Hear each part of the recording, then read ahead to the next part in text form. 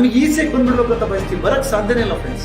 ಇವತ್ತು ನೀವು ನೋಡಿ ಎಷ್ಟೆಷ್ಟು ವಿಷಯನ ಸ್ಟಾರ್ಟ್ ಮಾಡ್ತೀರಾ ಬಿಡ್ತಿದ್ದೀರಾ. ನನ್ನ ಪ್ರಾಣ ಹೋಗೋ ತನಕನೂ ಬಿಡಲ್ಲ ಅನ್ನೋ ಒಂದು ಸಂಕಲ್ಪ ಮಾಡ್ತಾರೆ, ಅಷ್ಟು ದೃಢವಾಗಿ ಸಂಕಲ್ಪ ಮಾಡ್ತಾರೆ.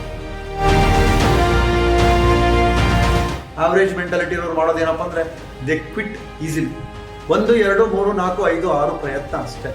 ಆದ್ರೆ ಮಿಲಿನಿಯರ್ಸ್ ಮೆಂಟಾಲಿಟಿ ಇರೋ ನೆವರ್ ಕ್ವಿಟ್. ಅದೇನೇ ಆಗ್ಲಿ ಒಂದೇ ತನಕನು ನನ್ನ ಪ್ರಾಣ ಹೋಗೋ ತನಕನೂ ಬಿಡಲ್ಲ ಅನ್ನೋ ಒಂದು ಸಂಕಲ್ಪ ಮಾಡ್ತಾರೆ, ಅಷ್ಟು ದೃಢವಾಗಿ ಸಂಕಲ್ಪ ಮಾಡ್ತಾರೆ.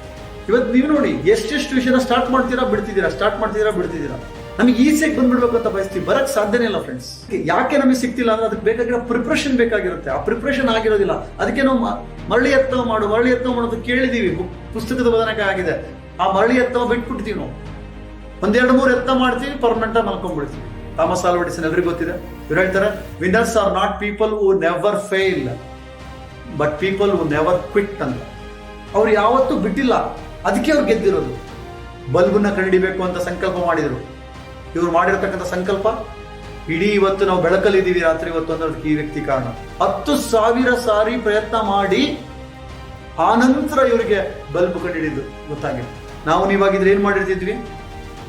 ನಮ್ಮ ಪ್ರಯತ್ನ ಎಷ್ಟು? 1, 2, 3, 4, 5 ಮ್ಯಾಕ್ಸಿಮಮ್ 10, 15 ಫಿನಿಶ್. ನಾನು ಸಕ್ಸಸ್ ಸಿಗೋ ತನಕ ಬಿಡಲ್ಲ ಅಂತ ನಿಂತಿರ್ತಕ್ಕಂಥವ್ರು ಇವರಲ್ಲ. ಎಷ್ಟು ತಾಳ್ಮೆ ಇರಬೇಕು, ಹೇಗೆಲ್ಲ ಇವ್ರು ವರ್ಕೌಟ್ ಮಾಡ್ಕೊಂಡ್ರು, ಅದಕ್ಕೆ ಇವ್ರು ಇವತ್ತು ಸಕ್ಸಸ್ ಆಗಿದ್ದಲ್ಲ. That is the power of highly successful people, friends.